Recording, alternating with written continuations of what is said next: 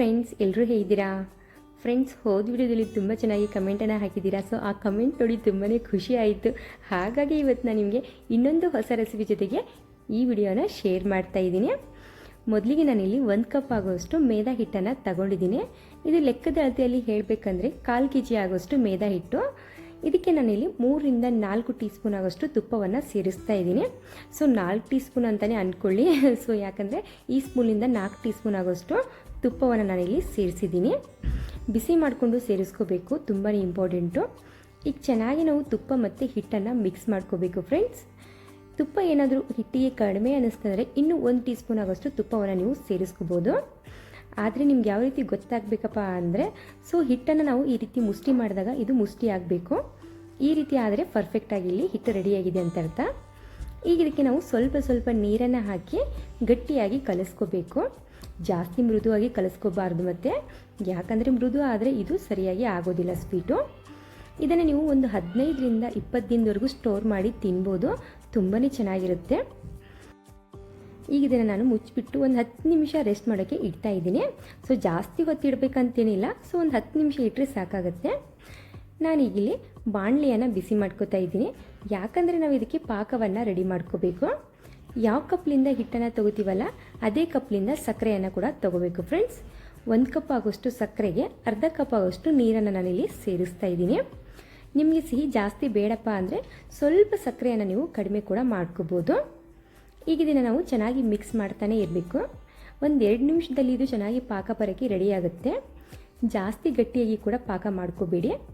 ಇಲ್ಲಿ ಒಂದೆಳೆ ಪಾಕವನ್ನು ನಾವು ಮಾಡ್ಕೋಬೇಕು. ಮೇಲ್ಗಡೆ ವೈಟ್ ಬಬಲ್ಸ್ ಬಂದರೆ ಗ್ಯಾಸನ್ನು ಆಫ್ ಮಾಡಿಬಿಡಿ. ಗೊತ್ತಾಗಲ್ಲಪ್ಪ ಅಂದರೆ ಈ ರೀತಿ ಸ್ಪೂನ್ನಿಂದ ನಾವು ಸ್ವಲ್ಪ ಪಾಕವನ್ನು ತಗೊಂಡು ಮೇಲೆ ಎಬ್ಸಿದ್ರೆ ಇದು ಜೇನುತುಪ್ಪದ ರೀತಿಯಲ್ಲಿ ಸ್ವಲ್ಪ ಲೈಟಾಗಿ ಎಣ್ಣೆ ಎಲ್ಲ ಯಾವ ರೀತಿ ಬೀಳುತ್ತೆ ನೋಡಿ ಆ ರೀತಿ ಬೀಳಬೇಕು. ಇಲ್ಲ ಅಂದರೆ ಸ್ವಲ್ಪ ತಣ್ಣಗಾದ ನಂತರ ಕೈಗೆ ಈ ರೀತಿ ಅಂಟಿಸ್ಕೊಂಡು ನೋಡಿ. ಈ ರೀತಿ ಒಂದೆಳೆ ಪಾಕ ಆದರೆ ಸಾಕಾಗುತ್ತೆ. ಜಾಸ್ತಿ ಆದರೂ ಏನು ಭಯ ಇಲ್ಲ. ಸೊ ಈ ರೆಸಿಪಿ ಬರುತ್ತೆ ಫ್ರೆಂಡ್ಸ್. ಈಗ ನಾನಿಲ್ಲಿ ಗ್ಯಾಸನ್ನು ಆಫ್ ಮಾಡಿದ್ದೀನಿ. ಈಗ ಇದಕ್ಕೆ ನಾನಿಲ್ಲಿ ಅರಿಶಿನವನ್ನು ಸೇರಿಸ್ತಾ ಇದ್ದೀನಿ. ಫುಡ್ ಕಲರನ್ನು ಸೇರಿಸೋಕ್ಕೆ ಹೋಗಬೇಡಿ, ಅರಿಶಿನವನ್ನು ಸೇರಿಸ್ಕೊಳ್ಳಿ. ಚೆನ್ನಾಗಿ ಕಲರ್ ಬರುತ್ತೆ, ಹಾಗೆ ಶೈನಿಂಗ್ ಕೂಡ ಚೆನ್ನಾಗಿ ಕಾಣುತ್ತೆ ಸ್ವೀಟ್ ಮೇಲೆ.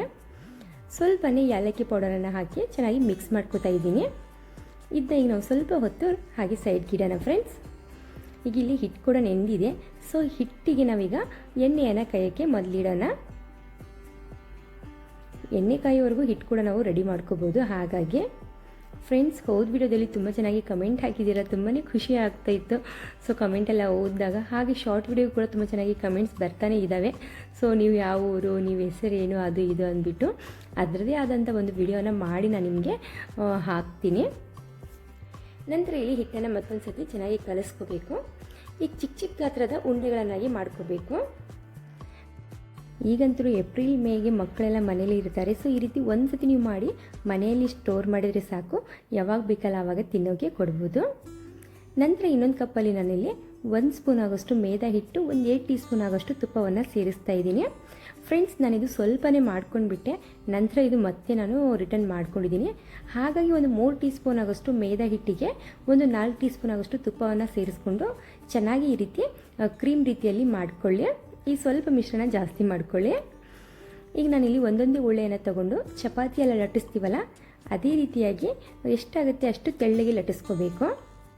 ನೀವು ಬಾಲೂಷಾ, ನಂತರ ಬಾದಾಮ್ ಪೂರಿ ಅವೆಲ್ಲ ತಿನ್ಕೊಂಡಿರ್ಬೋದು, ಇದು ಮಾತ್ರ ತುಂಬಾ ಚೆನ್ನಾಗಾಗುತ್ತೆ ಅದಕ್ಕಿಂತ. ಸೊ ನೋಡೋದು ಕೂಡ ಅಷ್ಟೇ ಚೆನ್ನಾಗಿ ಕ್ಯೂಟಾಗಿ ಅನಿಸುತ್ತೆ. ನಾನಿಲ್ಲಿ ತುಂಬ ತೆಳ್ಳಗೆ ಇಲ್ಲಿ ಲಟ್ಟಿಸ್ಕೊಂಡಿದ್ದೀನಿ. ನಂತರ ಈ ಕ್ರೀಮನ್ನು ಇದಕ್ಕೆ ಸೇರಿಸ್ತಾ ಇದ್ದೀನಿ ಫ್ರೆಂಡ್ಸ್. ಇದು ಯಾಕಪ್ಪ ಸೇರಿಸ್ಬೇಕಂದ್ರೆ ತುಂಬ ಲೇಯರ್ ಆಗಿ ಓಪನ್ ಆಗಲಿ ಅನ್ನೋ ಕಾರಣಕ್ಕೆ.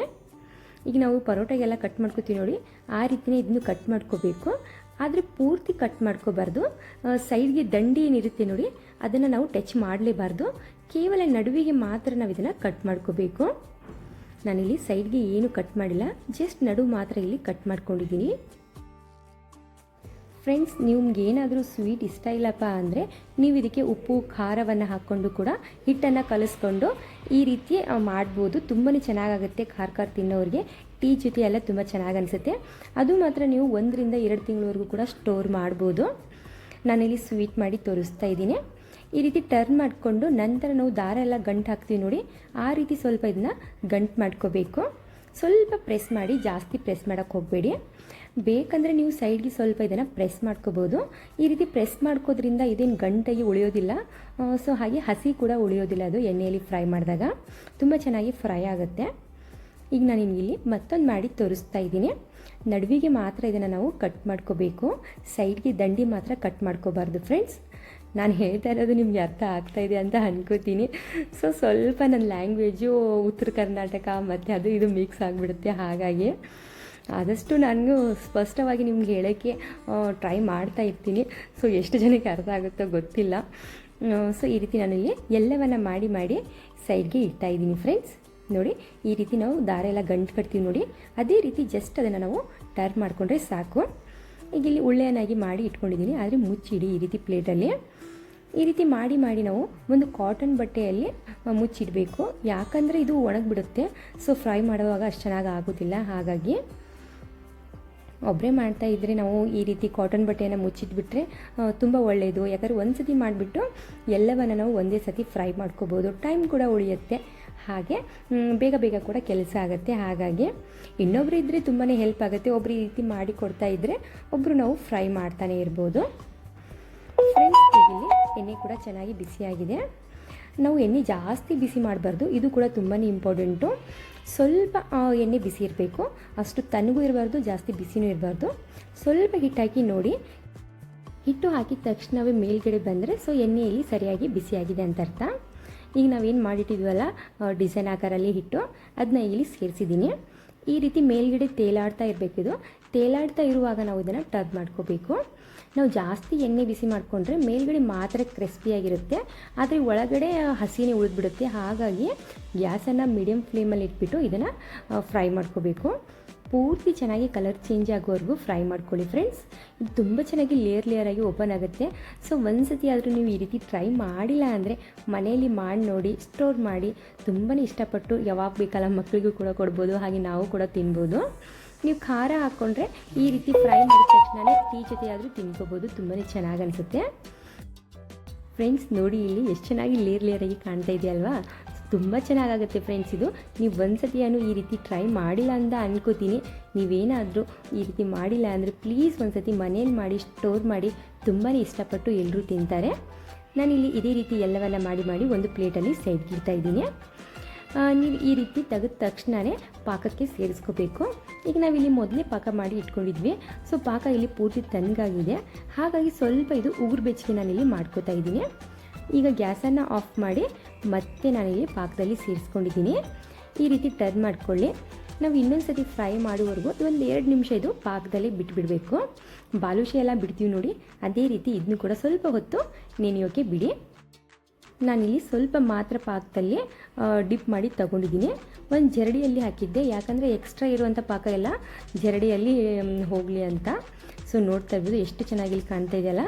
ಇದಕ್ಕೆ ಇನ್ನೂ ಸ್ವಲ್ಪ ಚೆನ್ನಾಗಿ ಕಾಣಲಿ ಅನ್ನೋ ಕಾರಣಕ್ಕೆ ನನಗೆ ಸಿಲ್ವರ್ ಕಲರ್ ಪೇಪರ್ ಸಿಗುತ್ತೆ ನೋಡಿ, ಸ್ವೀಟ್ ಮೇಲೆಲ್ಲ ಹಚ್ತೀವಲ್ಲ, ಅದನ್ನ ಇಲ್ಲಿ ಹಚ್ತಾ ಇದ್ದೀನಿ. ಈ ರೀತಿ ಹಚ್ಚೋದ್ರಿಂದ ನೋಡೋಕ್ಕೂ ಕೂಡ ತುಂಬ ಚೆನ್ನಾಗಿ ಅನಿಸುತ್ತೆ, ಹಾಗೆ ಅಂಗಡಿಯಿಂದಲೇ ನಾವು ತಂದಿದ್ದೀವೇನೋ ಅಂದ್ಕೋಬೇಕು, ಆ ರೀತಿ ಅನಿಸುತ್ತೆ. ಒಂದ್ಸತಿ ಟ್ರೈ ಮಾಡಿ ಈ ರೀತಿ ಡೆಕೋರೇಷನ್ ಮಾಡಿಬಿಟ್ಟು. ಯಾರಾದರೂ ಗೆಸ್ಟ್ ಬರ್ತಾ ಇದ್ದರೆ ಮನೇಲಿ ನಾವು ಈ ರೀತಿ ಮಾಡಿಬಿಟ್ಟು ಸ್ವಲ್ಪ ಡ್ರೈ ಫ್ರೂಟ್ಸು ಮತ್ತು ಕೊಬ್ಬರಿ ತುರಿ ಇದ್ರ ಮೇಲೆ ಹಾಕಿದರೆ ಸೊ ಅಂಗಡಿಯಿಂದಲೇ ತಂದಿದ್ದೀರಾ ಅಂತ ಅನ್ಕೋತಾರೆ, ಅಷ್ಟು ಚೆನ್ನಾಗಿದು ಕಾಣುತ್ತೆ. ನಾನಿಲ್ಲಿ ಸ್ವಲ್ಪ ಮಾತ್ರ ಪಾಕದಲ್ಲಿ ಹಾಕಿದ್ದೀನಿ, ಯಾಕಂದರೆ ಸ್ವಲ್ಪ ನಾನು ಟೀ ಜೊತೆ ತಿನ್ನಬೇಕಂತ ಸೈಡ್ಗೆ ಇಟ್ಟಿದ್ದೀನಿ ಫ್ರೆಂಡ್ಸ್. ನೋಡಿ ಎಷ್ಟು ಚೆನ್ನಾಗಿ ಲೇಯರ್ ಆಗಿ ಕಾಣ್ತಾ ಇದೆಯಲ್ವಾ. ನಾವು ಅರಿಶಿನ ಹಾಕೋದ್ರಿಂದ ಕಲರ್ ಕೂಡ ಮತ್ತು ಶೈನಿಂಗ್ ಕೂಡ ತುಂಬ ಚೆನ್ನಾಗಿರುತ್ತೆ. ನಾವು ಎಷ್ಟು ದಿನ ಇಟ್ಟು ಕೂಡ ಇದೇ ರೀತಿ ಶೈನಿಂಗು, ಇದೇ ರೀತಿ ಚೆನ್ನಾಗಿ ಕಲರ್ ಕೂಡ ಕಾಣ್ತಾ ಇರುತ್ತೆ. ಯಾವುದೇ ಫುಡ್ ಕಲರನ್ನು ಯೂಸ್ ಮಾಡಬೇಡಿ. ಸೊ ಈ ರೀತಿ ನೀವು ಅರಿಶಿನ ಹಾಕಿದರೆ ಸಾಕಾಗುತ್ತೆ ಫ್ರೆಂಡ್ಸ್. ನೋಡ್ತಾ ಇರ್ಬೋದು, ನೋಡ್ತಾ ಇದ್ದಂಗೆ ತಿನ್ನಬೇಕಂತ ಅನಿಸ್ತಾ ಇದೆ ಅಲ್ವಾ. ಸೊ ಇವತ್ತೇ ನೀವು ಕೂಡ ಟ್ರೈ ಮಾಡಿ ಯಾವ ರೀತಿ ಆಗಿದೆ ಅಂತ ಕಮೆಂಟ್ ಹಾಕಿ ಫ್ರೆಂಡ್ಸ್. ಇಲ್ಲಿ ಸ್ವಲ್ಪ ನಾನು ಟೀ ಜೊತೆ ತಿನ್ನೋಕ್ಕಂತ ಸೈಡ್ಗೆ ಇಟ್ಟಿದ್ದೀನಿ. ಇದು ಕ್ರಿಸ್ಪಿ ಎಷ್ಟಿದೆ ಅಂತ ತೋರಿಸ್ಕೊಡ್ತೀನಿ. ಈಗ ನೋಡ್ತಿರಲ್ಲ ಎಷ್ಟು ಚೆನ್ನಾಗಿ ಕ್ರಿಸ್ಪಿ ಇದೆಯಲ್ಲ ಫ್ರೆಂಡ್ಸ್. ಒಳಗಡೆ ಸ್ವಲ್ಪ ಸಾಫ್ಟ್ ಆಗಿರುತ್ತೆ, ಆದರೆ ಬಾಲುಷ ಯಾವ ರೀತಿ ಇರುತ್ತೆ ನೋಡಿ, ಒಳಗಡೆ ಸಾಫ್ಟು ಹಾಗೆ ಮೇಲ್ಗಡೆ ಕ್ರಿಸ್ಪಿ, ಅದೇ ರೀತಿ ಇದು ಕೂಡ ಇರುತ್ತೆ. ನಾನು ಇಲ್ಲಿ ಒಂದು ಕಂಟೈನರ್ ಬಾಕ್ಸಲ್ಲಿ ಹಾಕಿ ಇಡ್ತಾ ಇದ್ದೀನಿ. ಈ ವಿಡಿಯೋ ನಿಮಗೆ ಇಷ್ಟ ಆಯ್ತು ಅನ್ಕೋತೀನಿ. ಈ ವಿಡಿಯೋ ನೋಡೋದಕ್ಕೆ thank you so much friends.